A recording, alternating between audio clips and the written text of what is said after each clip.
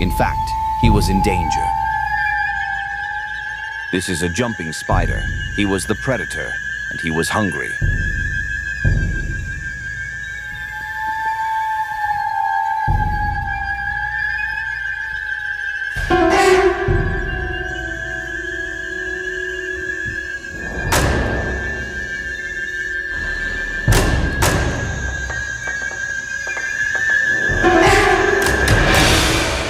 This insect belongs to the red-nosed cicada species, Huaechis sanguinea.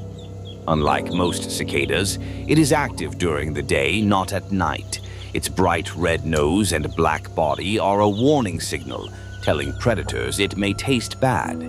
Instead of loud buzzing, this cicada produces a soft clicking sound. We think the wild exists far away. But even in our own backyard, nature is hunting, surviving, and living its secret life.